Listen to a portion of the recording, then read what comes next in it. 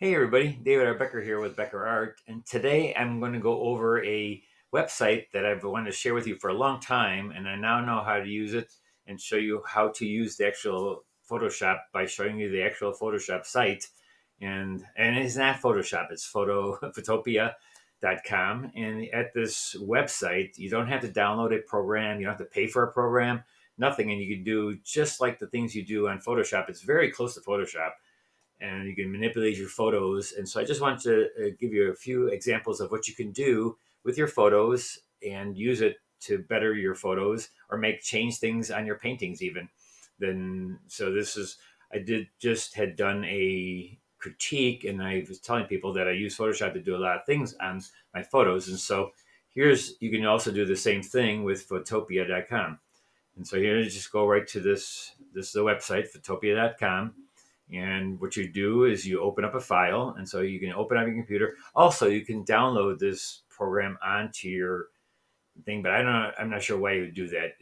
Just keep it as a website, and then you don't ever have to download anything. So you can do it on your laptop. You could do it on your desktop, and you just as long as you have a internet connection, you can photograph and take your photographs and manipulate them like Photoshop. And again, it's photopia.com. And so we're to open up a photo, just go right here to open the photo, click on that, and so it'll take you to your folders. And I'm just going to open up. Let's say I'll open up this picture right here. So it goes up and it just loads it up.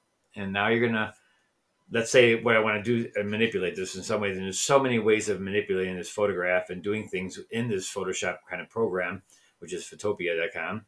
I'll keep on saying that so you don't think it is not associated with Photoshop, Adobe's Photoshop, but it acts just like the same program. A lot of the commands and even the look of it is very much like Photoshop, which is really strange that they can do that. Anyways, but what so I have is open. Let's say I tell a lot of my students to take their photographs and turn them black and white, or meaning that I want to see them black and white so you can see the value pattern in your photograph, and so or take away the color. And there's many ways of doing that in Photoshop or Photopia.com. But I'm just going to show you different things you can do, and I'll probably make them short videos so that I'll just throw one a day basically at you just to kind of teach you how to use this Photopia.com and just manipulate and do certain things with.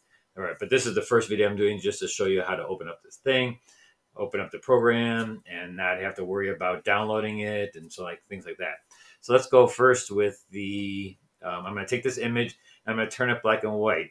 And so all these file, edit, image, layer, those are all things that are drop down windows. And so to edit it, a lot of times you go to here and you'll see all the things that you can do.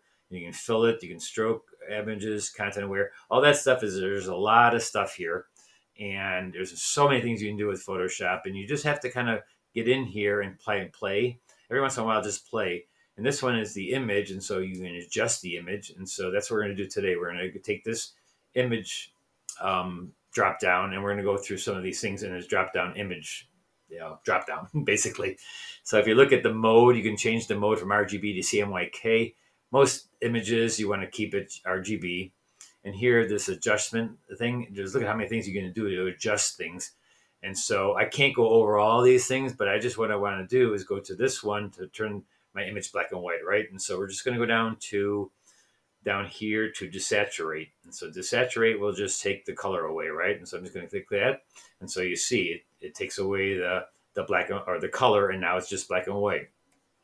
So that what I can do then too is I can adjust that. Again, go to image because you're working on your image, and then you take your image and go to the adjustments, and I'm going to do the levels. And levels I like to use to make things, or you can go to brightness and contrast. I like to go to levels, and what it does is it brings up this window right here. And so then you can just take these little dots, these little squares, the darker one, if you take it to the middle, it'll make things darker, right? And if you take this light thing and put it this way, it'll make things lighter. So what I like to do is bring this both together and make it really contrasty so that I get rid of the middle tones. And so see, I'm just the middle tone button right here in the middle. Well, that you can just leave center. And then so what I do is I just go with my darks, bring it in, and bring my light little lever here to the center. And now I almost have a black and white. You can press OK. And then also the preview button here, previous. If you didn't have that, it doesn't. It only happens when you actually press OK. But here I use the preview. It shows you what you're doing. And so I press OK because that's what I want now.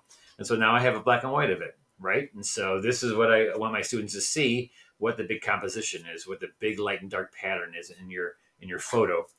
And so you can do this on your phone also, like with the Posterized. And actually, there's also a Posterized effect in this, and I'll show you in a second. But you can also do this on your phone in a lot of these photo editing on your phone. But again, I want to show you what you can do with Photopia.com because there's many, many things you can do with this. So let me go back. And so if you want to save this, then you can either export it. And let me just show you if you want to go back. So you go edit, step forward, step backwards. So edit, let's go back. Let's step back one shot and let's go back one even farther, step back again. And you can see it has a shortcut here. So the shortcut is Control Z. So I can hit Control Z on your keyboard to go back if you want to go back one more. And so I'm just going to hit this. And now I'm back to my original, colored reference. So let's say we want to do this another way. Let's say we want to go and we want to posterize it. So we go to Image and we adjust and we posterize. Right down here says Posterized.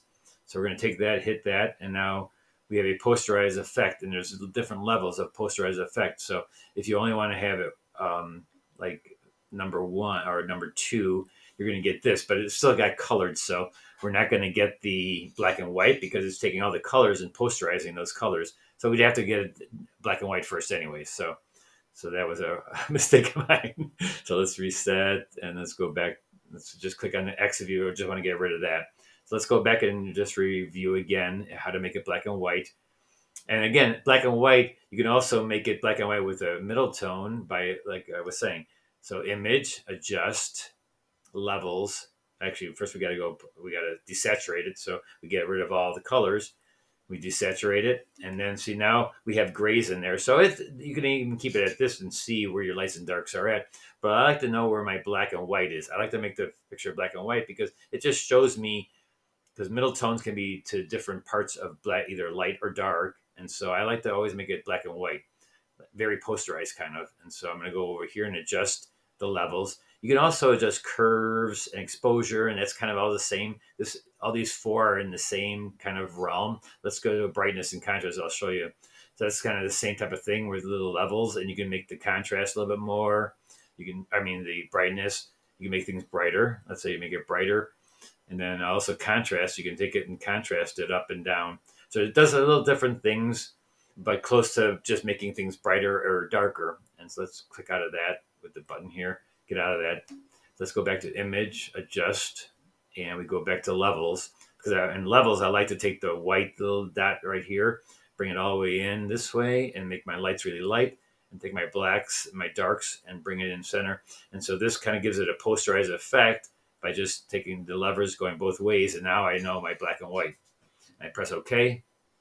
And now let me show you how to save it. If you wanted to save it, you would take and go up to here to File, because this is a file now, and you can either save it and it'll go over the file you already have. But I don't ever like to do that. I don't like to like save over the image, my colored image. So I don't want to do that.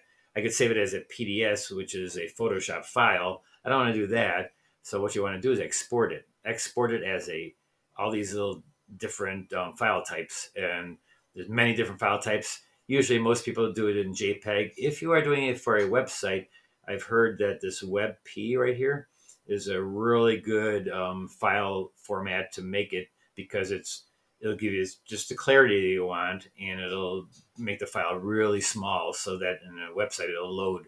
But anyway, so let's just say we want to make it a JPEG. So you just go here, click JPEG, and so it'll save it as a JPEG. And then you go here and you just save right there. And so that's the size and the name of it. You can change the name up here if you want of the file, make a different file name. So let's just say black and white, black. I like the BW, black, white, bridge. And so we do that and hit save, and it saves it to your desktop or wherever you saved it to. And so then you have this image. So that's one way of doing it. And again, if I want to go back, I can step back and forward. Let's say I did some mistake or I wanted to do something different. When I step back a few image or edit, step backwards. Let's go back to our original. And you can also get out of it and apply it again and open it up again. But let's just keep it at that for now. And I'm going to stop so that you can just do one thing at a time, because there's so many things, like I said, you can do with this Photoshop or Photopia.com that I could spend all day showing you all the different things. But I'm going to take one thing at a time, and like I'll show you how to posterize. Well, I'll show you how to posterize it, but each day I'll give you a little bit of something that you can do with this program. All right. Until next one, we'll see you then. And thanks a lot, guys, for joining me here. And also sign up for my newsletter, and also go to my YouTube channel and paint along with us on Thursday nights. All right. See you then. Bye.